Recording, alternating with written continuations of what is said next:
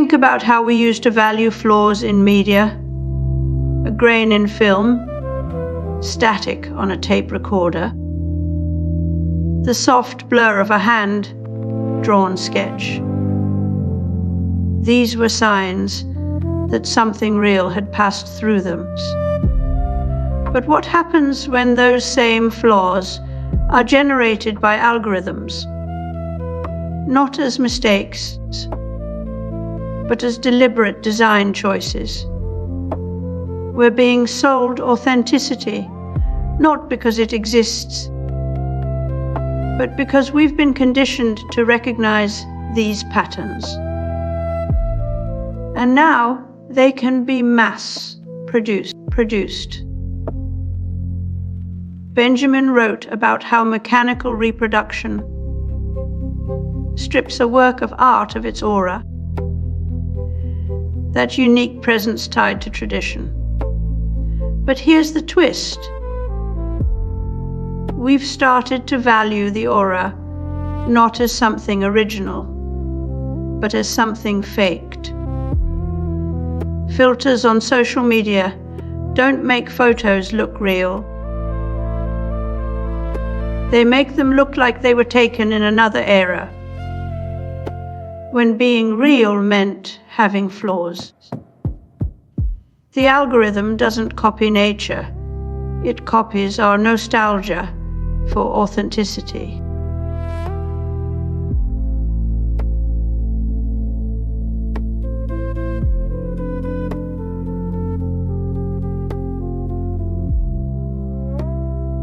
Authenticity in documentary photography is not about capturing perfection. It's about revealing truth through presence, patience, and... Roland Barthes introduced the concept of punctum, that unrepeatable detail in a photograph which pierces, disturbs, or haunts us. It's what makes an image feel irreplaceably real. But if a moment is no longer unique to human experience, then how do we know it was ever truly there? Algorithms now generate these piercing details on demand. The grain of old film, the faint smudge in the corner, all crafted by machines that don't blink at reality as we once did. Even as Barthes warned against the artification of photographs, their transformation into something less real because they're made to look too perfect. We now live under a system where AI-generated images are presented with all the weight and gravity that once belonged only to reality. A doctored family portrait, an enhanced war photograph, or even a deepfake eulogy. These no longer break our trust so much as bend it around new rules of perception. The result is a quiet revolution in how we trust what we see. We no longer rely on the photograph as evidence, but treat it like theater, a script performed by machines that mimic our own emotional cues and visual habits. The truth of an image now rests not with its source, but with the algorithmic hand that shaped it. Trust is no longer about reality. It's about the illusion of depth.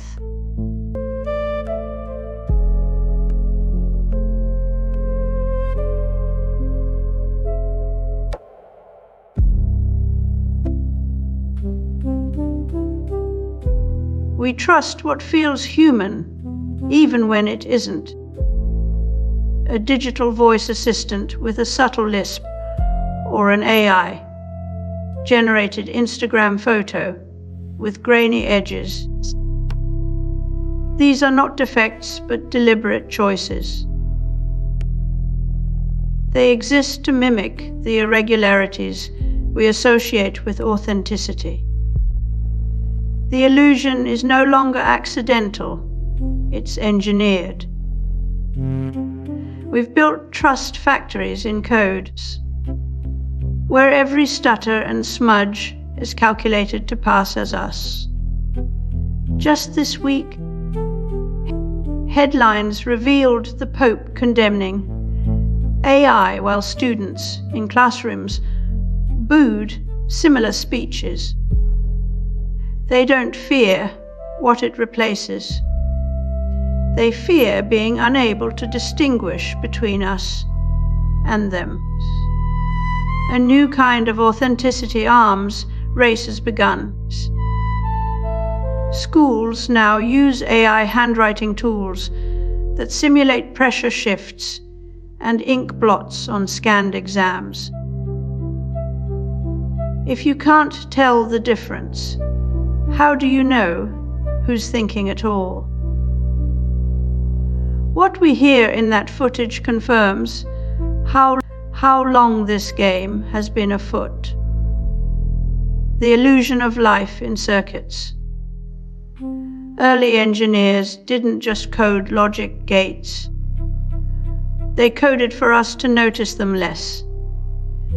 When we see a DAW plugin add jitter to a MIDI track, it's not about accuracy, but affectation. We're not trying to sound better. We're trying to sound like ourselves.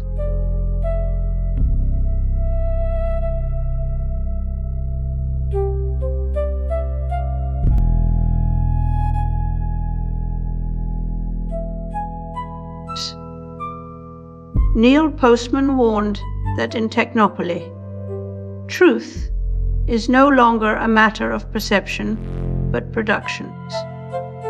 Where once people learned through lived experience, now machines administer the verdict. And they do it with green lights blinking and numbers you can calculate with. The camera used to flatten Van Gogh's subjects into surfaces. Today AI does something worse. It reconstructs those soulful surfaces as if they were authentic all along. Our trust is no longer in people or even institutions, but in algorithms where humans offer ambiguity. What happens when even priests start sounding like chatbots?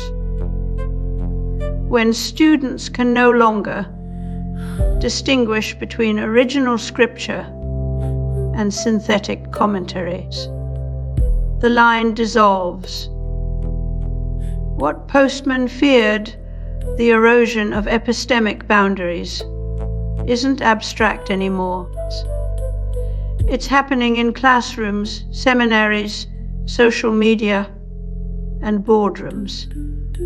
AI may not be replacing us, but it is already replacing our capacity for critical doubt with convenience, speed, and aestheticized authority.